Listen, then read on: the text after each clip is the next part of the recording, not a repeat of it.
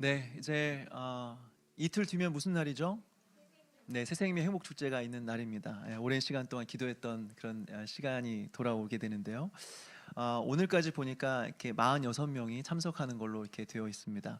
물론 당일 가봐야 되죠, 그죠? 당일날 됐는데 예상치 못하게 더 오실 수도 있고 오기로 한 분들이 또 이렇게 못 오실 수도 있겠죠.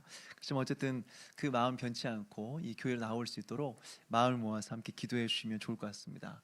그리고 이번 한 주간 새벽에 또 말씀을 묵상하면서 기도하는데 하나님께서 주시는 마음 중에 하나가 무엇이냐면 새생명 행복 축제를 준비하는 데 있어서 가장 먼저 우리가 준비해야 될 것이 무엇인가라고 했을 때 우리의 마음이라는 생각이 많이 들었습니다. 하나님 앞에서 우리에게 원하시는 것은 다른 것보다도 우리 안에 정결함, 거룩함을 하나님께서 원하신다라는 그런 생각이 많이 들었습니다. 정결함과 거룩한 마음을 가지고 우리 새생명 행복 축제를 함께 준비했으면 좋겠다, 이런 생각이 듭니다. 오늘 함께 나눌 말씀은 마태복음 7장 21절에서 23절까지 말씀입니다.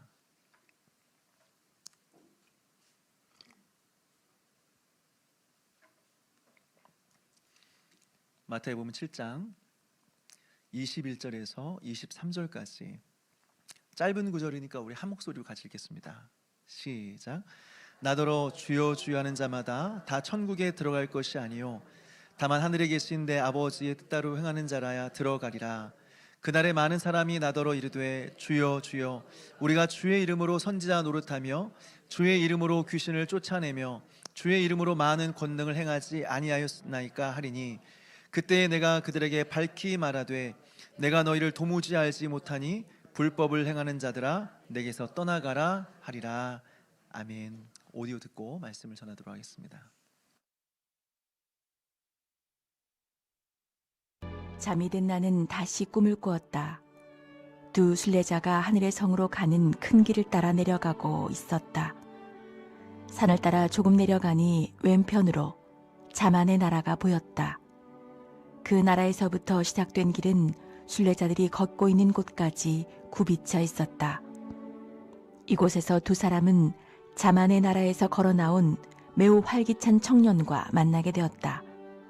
그의 이름은 무지였다. 크리스천은 그에게 어디 출신이며 어디로 가고 있냐고 물었다.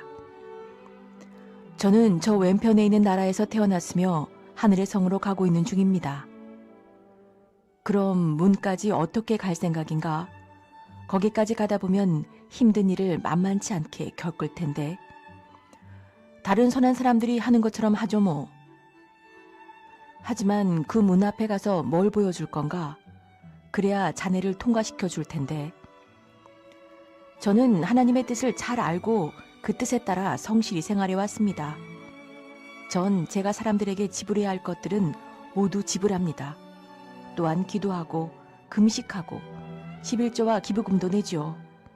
그리고 지금은 고향을 떠나 하늘의 성으로 향하고 있습니다. 하지만 자네는 이 길이 시작되는 곳에 있는 좁은 문을 통해 들어서지 않고 여기 굽이져 있는 이 길로 왔으니 자네가 자기 자신을 어떻게 생각하든 간에 심판의 날이 오면 하늘의 성으로 들어가기는커녕 도둑이나 강도의 죗값을 치르게 될지도 모르네. 선생님들, 저와 초면이지 않습니까? 난 선생님들을 모릅니다. 선생님들은 선생님 나라의 법을 따르세요.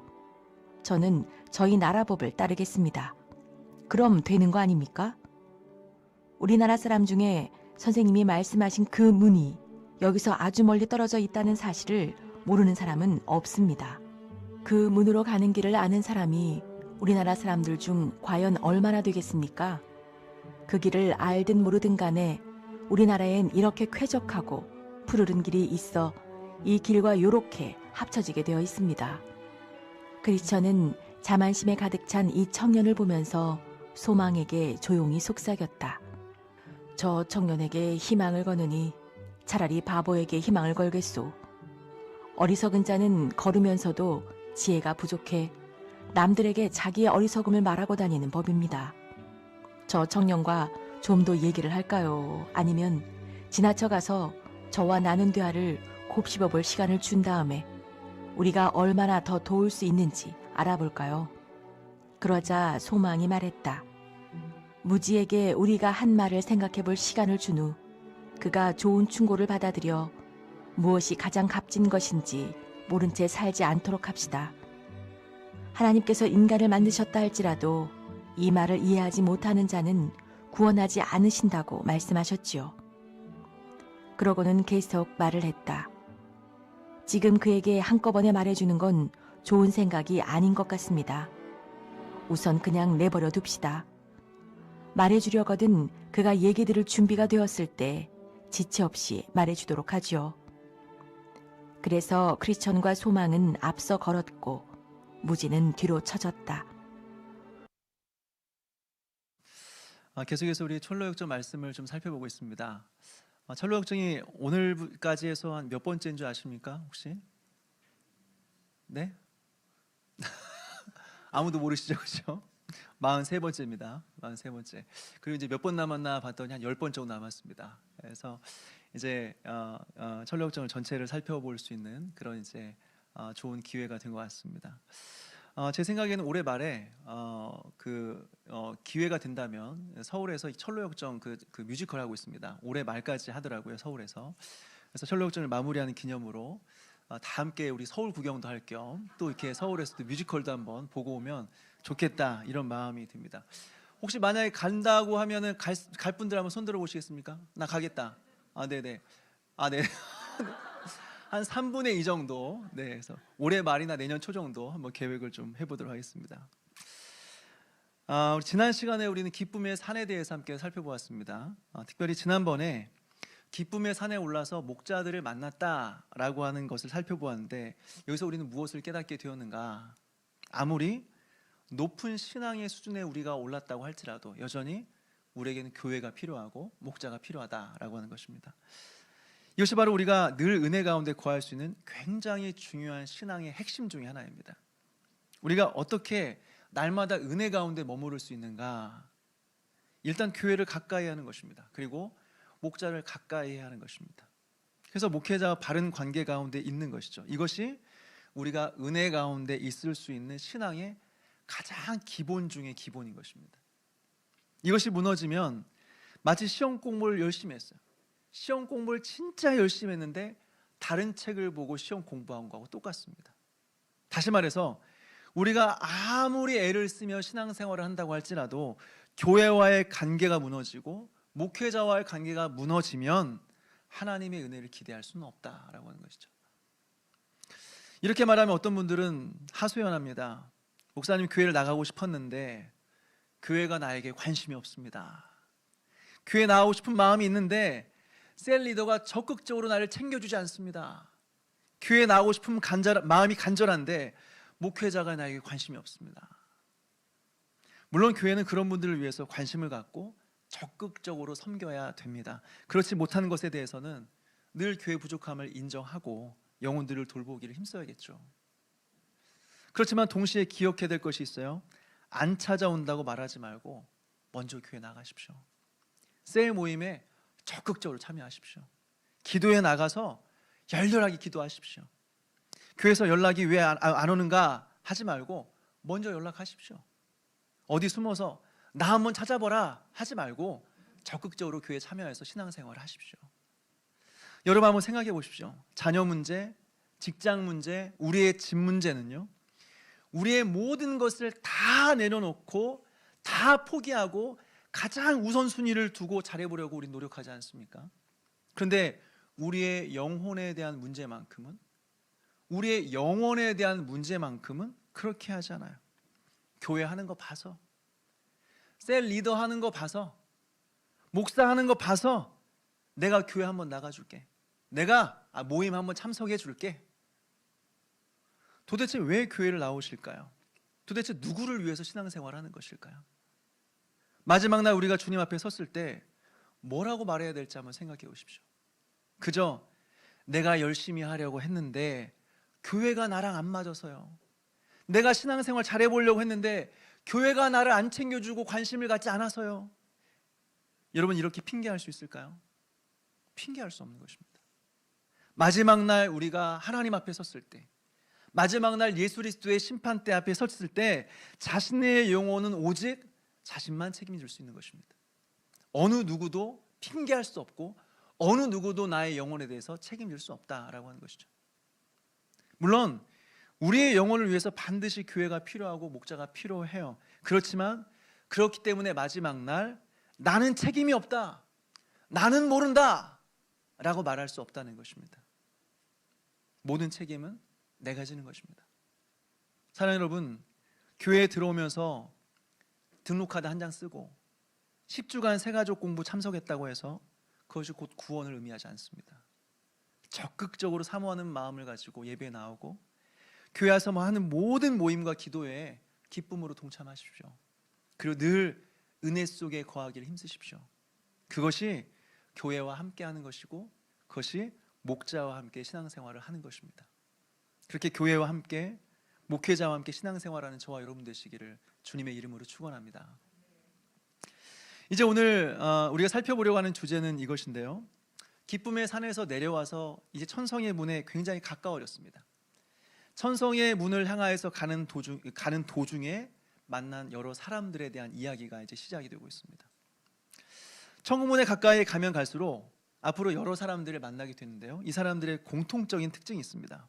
그것은 바로 열렬하게 신앙생활을 하고 신앙의 중심에 놓여 있지만 천국문에는 이르지 못하는 사람들, 이것이 바로 이 사람들의 특징입니다. 그들의 이름은 무엇이냐? 철로역정은 보여주고 있는데요, 무지, 배신자, 적은 믿음, 아첨쟁이, 무신론자, 일시적인 믿음, 이런 사람들입니다.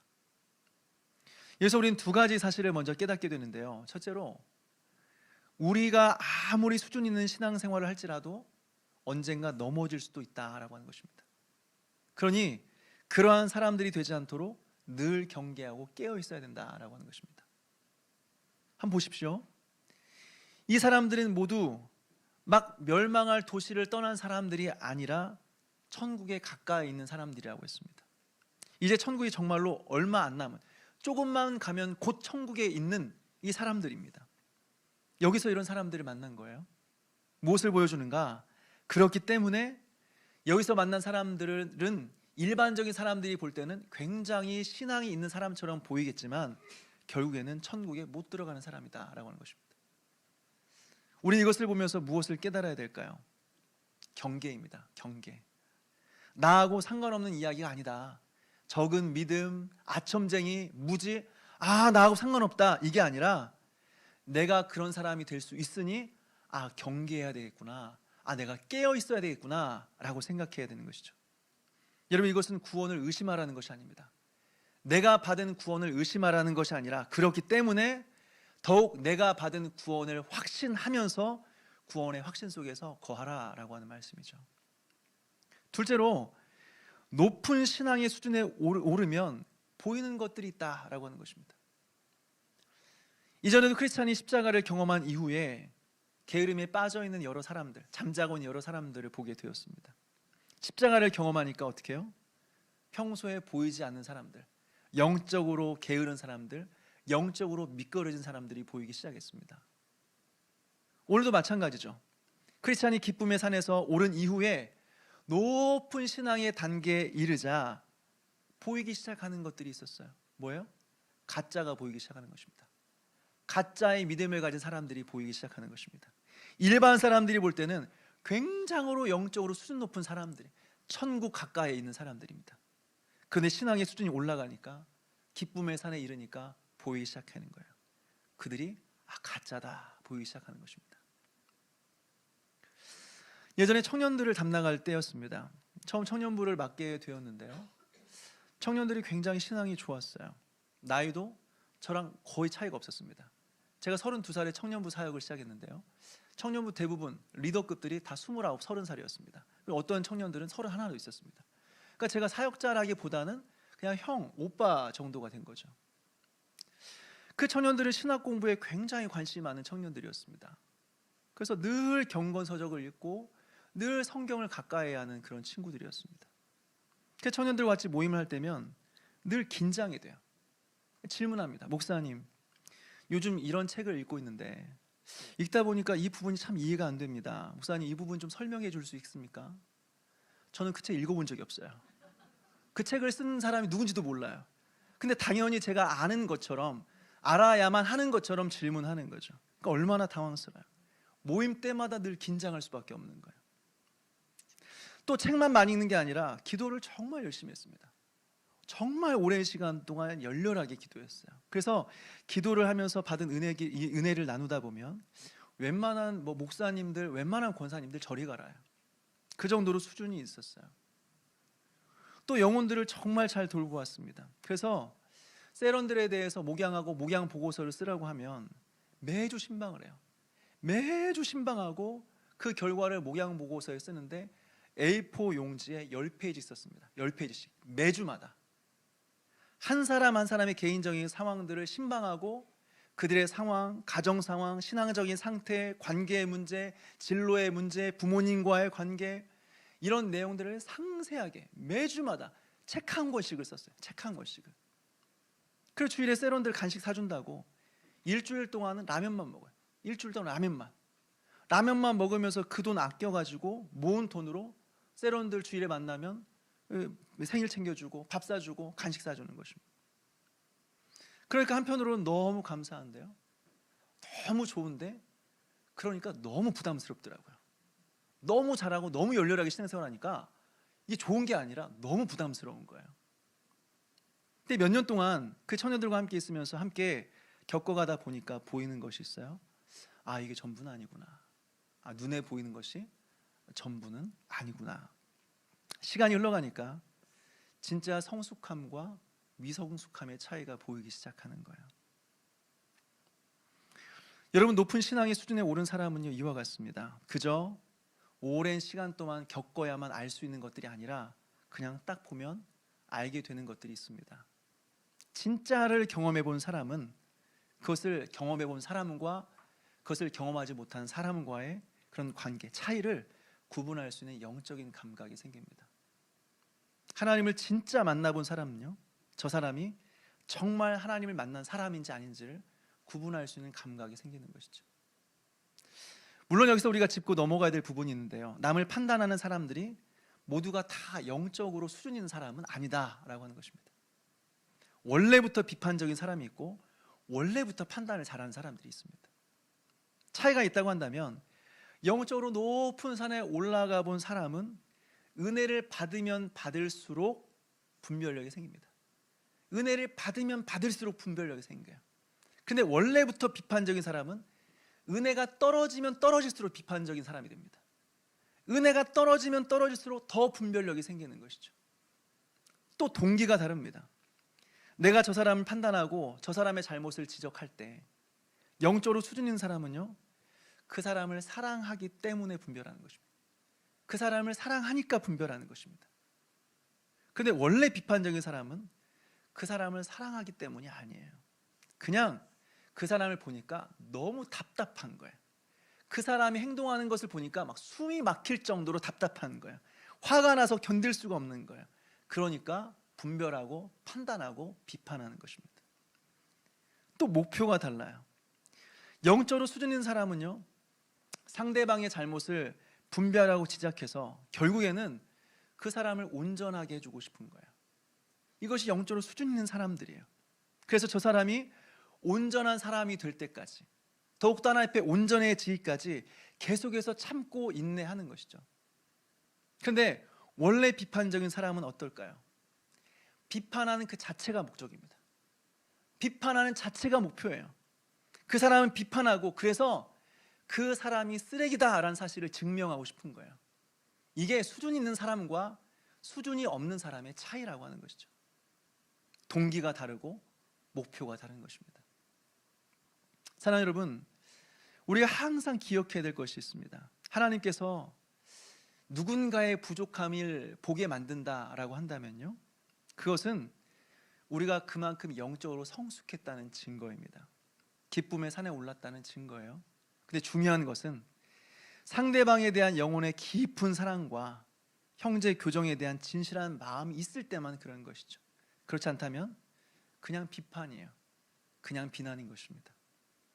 또 한 가지 기억해야 될 사실은요, 하나님께서 그러한 부분을 보게 하셨다고 한다면, 내 형제의 연약함과 부족함을 보게 하셨다고 한다면 하나님께서 그 사람에게 대해 사명을 주신 것입니다. 남들은 못 보는데 나만 보인다. 다른 사람들은 다 괜찮다는데 나만 문제 있다고 한다. 그렇다면 하나님께서 그 사람에게 그 문제를 위해서 해결하라고, 그 문제를 위해 섬기라고 하나님이 사명 주신 거예요. 그래서 문제로 보면 그 사람이 문제를 해결해야 되는 것입니다. 그게 그 사람의 사명인 것입니다. 사랑 여러분, 본 자가 부름받은 자입니다. 불편함을 느끼는 자가 섬기는 자입니다. 문제를 문제라고 생각하는 사람이 사명자입니다. 그리고 거기에 순종하는 자가 기쁨의 산에 오른 자입니다. 여러분, 비판하고 판단하는 사람이 아니라 그것을 위하여 섬기는 저와 여러분 되시기를 주님의 이름으로 축원합니다. 이제 본론으로 돌아와서요, 크리스찬과 소망은 천성을 향하여 뻗어 있는 왕의 대로를 따라서 산에 내려가다가 한 사람을 만나죠. 그 사람의 이름은 무지였습니다. 그런데 크리스찬과 소망은 이 사람을 보자마자 문제가 있다는 것을 보자마자 알아차렸습니다. 왜요?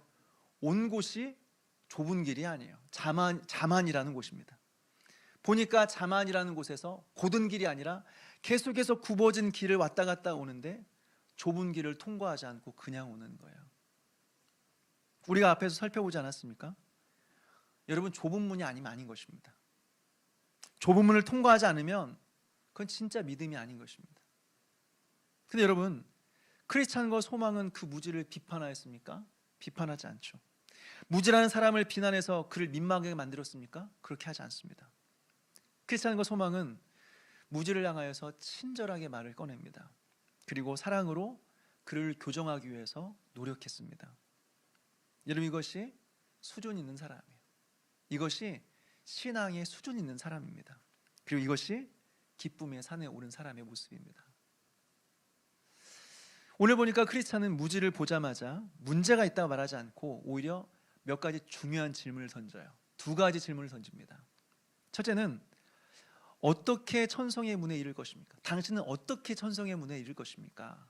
둘째, 천성의 문에 이르면 당신은 무엇을 보여줄 것입니까? 두 가지를 질문합니다. 여러분, 이것은 우리의 신앙에 있어서 굉장히 중요한 질문입니다. 이 두 가지는 우리에게 있어서 굉장히 중요한 질문입니다. 우리 또한 이 질문에 우리 답변할 수 있어야 됩니다. 이것에 대해서 우리가 정확하게 답변하지 못한다고 한다면 우리의 구원은 확실하지 않은 것입니다. 우리는 상대방의 신앙에 대해서 알기 위해서 여러 질문들을 하죠. 너 기독교 집안이니? 어렸을 때부터 기독교 가정에서 태어나서 자랐니? 언제부터 신앙생활했어? 요즘 신앙생활 너 잘하고 있어? 예배 때마다 말씀의 은혜 받고 있니?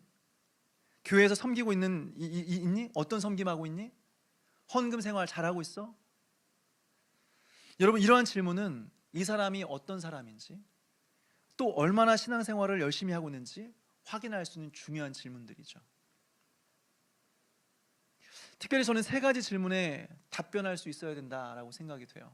평소에요. 첫째, 우리의 생각을 집중하게 만들고 있는 하나님의 말씀이 우리에게 있는가? 둘째, 요즘 우리가 온 마음을 쏟아서 기도하고 있는 기도의 제목이 있는가? 세 번째, 예배 때마다 은혜를 받고 있는가? 여러분, 이 세 가지 질문에 명확하게 답변할 수 있다면 여러분은 신앙생활을 잘하고 있는 것입니다. 최소한 안전한 것입니다. 그런데 이 질문에 제대로 답변하지 못한다면 다시 한번 여러분들의 신앙생활을 진지하게 돌아볼 필요가 있습니다. 이 사람은 신앙생활을 잘 못하는 것입니다. 확실히 말하는데 이 사람은 껍데기 같은 신앙생활을 하고 있는 것입니다. 그런데 이것보다 더 중요한 질문이 있습니다. 이것에 대해 답변하지 못한다면 우리는 신앙생활을 처음부터 다시 시작해야 됩니다. 그 질문이 무엇이냐? 첫째, 어떻게 해서 천성의 문에 이를 것인가? 두 번째, 천성의 문에 이르면 당신은 무엇을 보여줄 것인가? 라고 하는 것이죠. 여러분, 뭐라고 답변하시겠습니까? 무지는 네 가지로 답변하는데요. 첫째, 자신이 하나님과 그분의 뜻을 잘 알고 있다라고 하는 것입니다. 하나님도 알고 하나님의 뜻도 잘 알고 있다.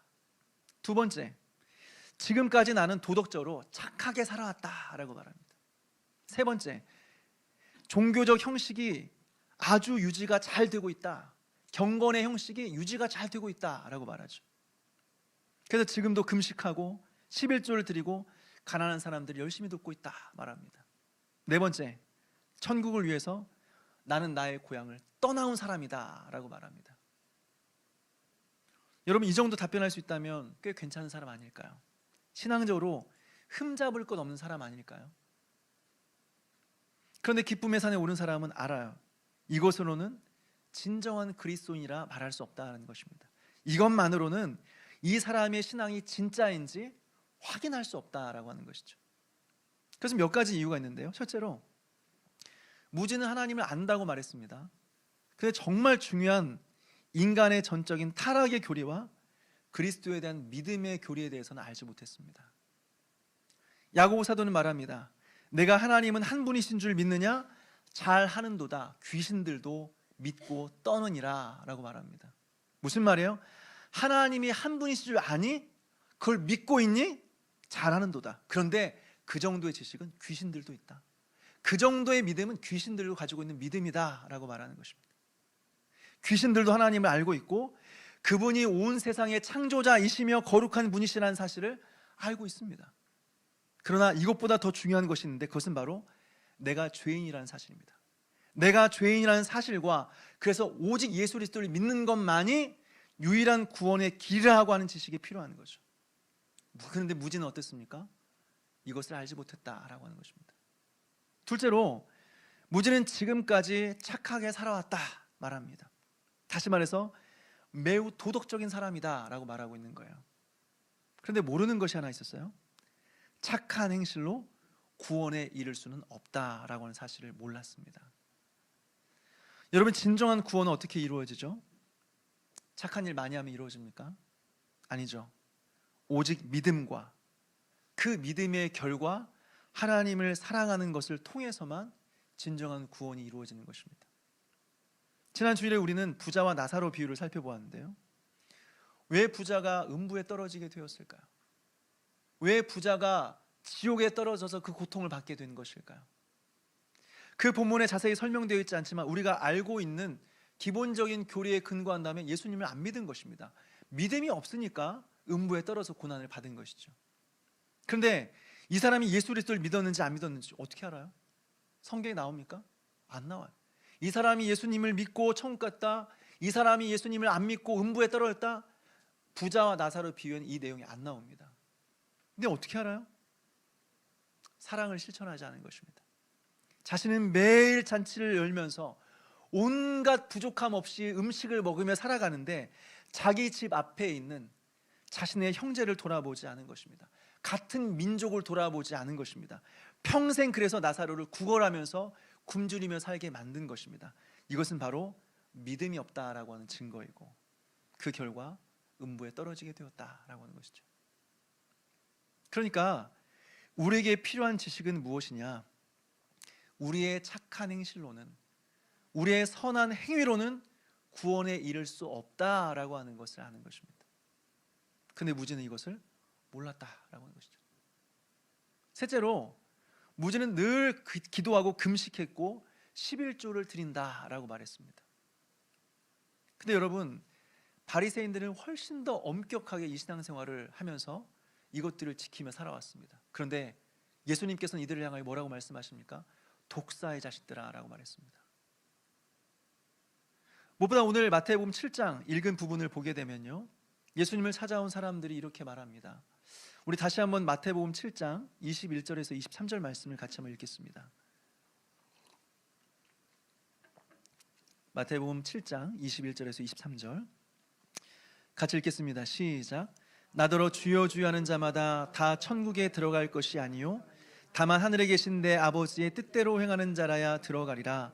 그날에 많은 사람이 나더러 이르되 주여 주여 우리가 주의 이름으로 선지자 노릇하며 주의 이름으로 귀신을 쫓아내며 주의 이름으로 많은 권능을 행하지 아니하였나이까 하리니 그때에 내가 그들에게 밝히 말하되 내가 너희를 도무지 알지 못하니 불법을 행하는 자들아 내게서 떠나가라 하리라. 아멘. 보십시오. 이 사람들은 예수님의 이름으로 많은 이적과 많은 기적과 많은 능력을 행했습니다. 자신의 영광을 위해서 한 것이 아니라 예수님의 이름으로 예수님을 위하여 행했습니다. 근데 예수님은 그들을 향해서 뭐라고 말합니까? 나는 너희들을 모른다라고 이야기해요. 그리고 너희들은 천국에 들어갈 수 없다라고 말하는 것이죠. 무엇을 보여주는 것입니까? 우리의 경건의 행위만으로는 천국에 이를 수 없다라고 하는 것이죠. 마자나 무지는 천국을 위해 자신의 고향을 떠나왔다 말합니다. 나는 내 고향을 떠나는 희생과 헌신으로 여기까지 왔다라고 말하는 것이죠. 그러나 여러분, 그 정도의 희생은 누구나 다 감수하는 것입니다. 그 정도의 희생은 믿지 않은 사람들도 자신들의 목표를 위해서 얼마든지 감당하는 것입니다. 직장 생활을 위해서, 자녀의 교육을 위해서, 결혼을 위해서 우리는 얼마든지 자신의 삶의 터전을 떠날 수 있습니다. 그런 수고 기꺼이 감당하는 것입니다. 신앙이 있는 사람이든 없는 사람이든 자신의 목표를 위해서 그 정도는 다 감당하며 살아가는 것입니다. 무보다 무지가 자신의 고향을 떠나왔다는 것이 천성을 위한 것인지 자신의 욕망을 위한 것인지 우리는 확인할 길이 없어요. 그러니까 우리가 주님을 위해 섬겼다, 우리가 주님을 위해 헌신했다, 과연 그 섬김과 헌신이 누구를 위해서였는가? 우린 정직하게 돌아봐야 돼요. 어쩌면 그 섬김이, 그 주님을 위한 헌신이 진짜 주님을 위해서라기보다는 안 하는 것보다 하는 것이 나에게 조금이라도 나으니까, 나에게 조금이라도 유익이 되기 때문에 섬긴 것은 아니었는가라고 하는 것이죠. 그렇다면 과연 그것이 주님을 위한 섬김이었다 말할 수 있을까요? 그렇지 않다는 것입니다. 우린 진지하게 고민할 필요가 있는 것이죠. 이런 무지의 대답에 크리스찬은 한 가지를 말합니다. 당신은 좁은 문으로 들어오지 않았습니다. 내가 보니 당신은 좁은 문으로 들어오지 않았습니다. 혹시라도 하나님의 뜻을 알고 선한 삶을 살았고 종교적인 행위가 있다고 하더라도, 천성을 위해서 고향을 버리고 왔다고 할지라도 좁은 문이 아니면 안 됩니다 라고 하는 것이죠. 여러분, 우리가 천성에 들어갈 때요, 하나님은 우리에게 믿음을 보시겠지만 그 믿음의 증거는 자신의 확신이나 나의 느낌이 아닙니다. 좁은 문을 통과했는가, 이것입니다. 다시 말해서 자기 부인과 자기 깨어짐이 있는 삶입니다. 여러분 한번 생각해 보십시오.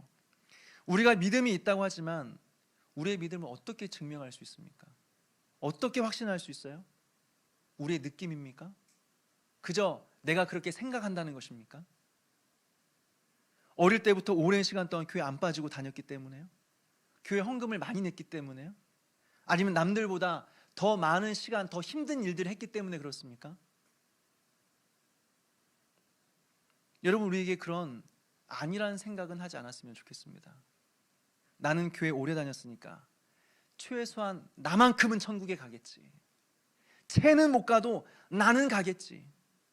나는 생각보다 교회 안에 있는 사람들, 저는 생각보다 교회 안에 사람들 중에서 마지막 날에 구원 못 받을 사람이 많다고 생각합니다. 생각보다 많을 겁니다.